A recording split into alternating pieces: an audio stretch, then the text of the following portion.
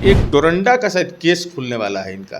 गांव में कहावत होता है कि लेना न देना छूछे फूले ना। आलूवाद का मतलब है कि कुछ द्रव्य लाभ कराओ, बिना लाभ के ही राजनीति का एजेंडा तय नहीं करते। नेता प्रतिपक्ष तेजस्वी यादव की इन दिनों मुश्किलें काफ़ी बढ़ गई हैं। उनकी साथ उनकी जो बड़ी बहन है मीसा भारती, राज्यसभा सांसद भी हैं, उन पर भी एक आरोप लगा है कि 5 करोड़ रुपए देकर भागलपुर का जो विधानसभा सीट है वो नहीं दिया गया। हमारे साथ बात करने के लिए जदयू के प्रदेश कार्यालय में मुख्य प्रवक्ता हैं नीरज कुमार।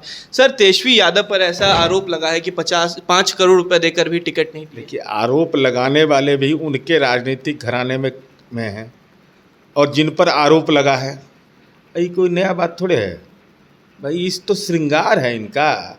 जैसे राजनीति में श्रृंगार होता है तो इनका श्रृंगार क्या क्या है? सजा याफ्ता, 420 का आरोपी, 120B का आरोपी। और एक गांव में कहावत होता है कि लेना न देना छूछे फूले ना। तो लालू जी सब पर विश्वास नहीं करते। लालूवाद का मतलब है कि कुछ द्रव्य लाभ कराओ, जमीन लाभ कराओ, भू लाभ, द्रव्य लाभ, कुछ तो लाभ कराओ। बिना लाभ के ही राजनीति का एजेंडा तय नहीं करते। अभी न्यायिक मामला है, मुकदमा करने वाला भी उनकी जमात में। और ये देखिए, मिल के लड़ेंगे, मिल के ठगेंगे। सीधा नारा है, नया नारा महागठबंधन का, मिल के लड़ेंगे और मिल के ठगेंगे। तो वही है, न्यायपालिका ने हस्तक्षेप किया है। प्रथम दृष्टया प्रमाण मांगा हुआ और इस पर राष्ट्रीय जनता दल के लोग और कांग्रेस के जो नेता है वो नहीं बोल रहे हैं। हमको मीडिया के लोगों ने बताया, हम कहे कि स्पष्ट कारण है भाई, करे कोई और मरे कोई। मान लीजिए कि कोई संपत्ति लिखवा लेगा, जमीन लिखवा लेगा। अब तेजस्वी यादव ने क्या किया? दरभंगा में अति पिछड़ा से जमीन लिखवा लिया उस पार्टी के ऑफिस के नाम पर। तो स्वाभाविक है, करेगा कोई तो दूसरा क्यों उनके पक्ष में खड़ा होगा। इसलिए राष्ट्रीय जनता दल और कांग्रेस में एक नई व्यवस्था यह बनी कि अब कम से कम अगर आरोप लग रहा है भ्रष्टाचार का, तो जुबान राजनीति के कैद खाने में कैद हो जा रही है। नेता विपक्ष एक सवाल खड़ा कर रहे हैं जदयू पर। साफ तौर पर उनका कहना है कि 2 उपचुनाव जो होने वाले हैं तारापुर और कुशेश्वर स्थान में, वहां पर जदयू का खाता नहीं खुलने देंगे क्योंकि हमारा रिकॉर्ड है कि हम कभी भी उपचुनाव नहीं हारते।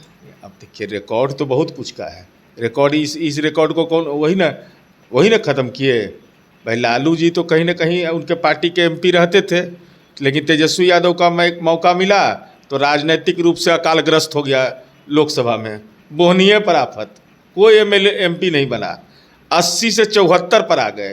तो इनकी राजनीतिक तेजस्विता कहाँ है? और ये बार बार जो बोलते हैं ये, तो इनके पिताजी कैसे मंत्री बने थे? राष्ट्रीय जनता दल को पूर्ण बहुमत आया था क्या? इनको राजनीति में हाड़ में हल्दी कैसे लगा था? बिहार में चंद जो भ्रष्टाचार का आरोप लगने के पहले तो रहे ना मंत्री, तो कैसे लगा था? गठबंधन से ही ना। और महागठबंधन भी चला रहे हैं और दूसरे को सलाह दे रहे हैं। तो हम तो ये कहना चाहते कि तेजस्वी यादव, अगर राजनीति में स्वाभिमान है, अगर दूसरे पर यह आरोप लगाते हैं कि सहयोगी के बदौलत आप राज्य के निर्वाचित मुख्यमंत्री हैं, तो आप सहयोग क्यों लेने के लिए आतुर हैं? और उपचुनाव का परिणाम क्या आएगा यह तो जनता तय करेगी। लेकिन इतना सचेत कर देते हैं तेजस्वी यादव, देखिएगा जमीन उमीन मत लिखवाइएगा उम्मीदवार से, नहीं तो हम लोग फिर मजिस्ट्रेट हैं, पॉलिटिकल मजिस्ट्रेट। जैसे आपका नाम कोई जानता था, घरे वाला नहीं जानता था, तरुण यादव।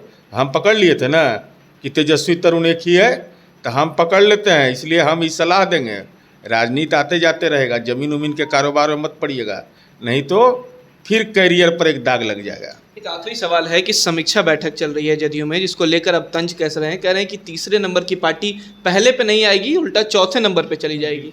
उनको ये कहने का अधिकार है भाई। करेंगे क्या? उनके पास जो पूंजी है, अरे हमारा तो MLA है, 49 MLA, कोई कह सकता है कि पार्टी में कोई दान दिया हो? जो भी हमारी सदस्य संख्या है, हम लोकतंत्र में जनादेश को हम स्वीकार करते हैं। हम ऐसे लोगों में से नहीं हैं जो जनादेश के बारे में कहें कि ये गलत है। मैं पूछना चाहता हूँ तेजस्वी यादव से, मटिहानी में जनता दल का उम्मीदवार कितना से हारा था? तो वहाँ क्यों नहीं मैनेज कर लिया गया? डेहरी में कितना से हमारा उम्मीदवार हारा था? NDA का उम्मीदवार, बहुत सारी सीटें हैं, बखरी की सीटें हैं।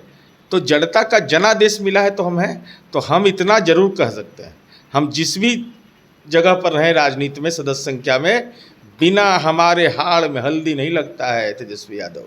ये दिमाग में साफ रखिएगा। और इतना भी हम जरूर आपको आश्वस्त करते हैं कि आप आरोप झेलते रहिए और हम राजनीति की दिशा झेलते रहेंगे। एक आखिरी सवाल है कि नेता प्रतिपक्ष अब प्रत्येक महीने 2 दिन के दौरे पर झारखंड में रहेंगे, इसको कैसे देखते हैं? कि उनको तो जाने का अधिकार है, पॉलिटिकल टूरिस्ट को तो विभिन्न राज्यों में जाना चाहिए। भाई बंगाल में भी गए थे, चुनाव नहीं लड़े, अब क्यों नहीं लड़े हम नहीं जानते, वहाँ स्कोप नहीं मिला होगा कुछ। बंगाल में तो भूमि सुधार हो गया है ना, लैंड रिफॉर्म का काम वहाँ पूरा हो चुका है, तो वहाँ स्कोप नहीं लगा होगा।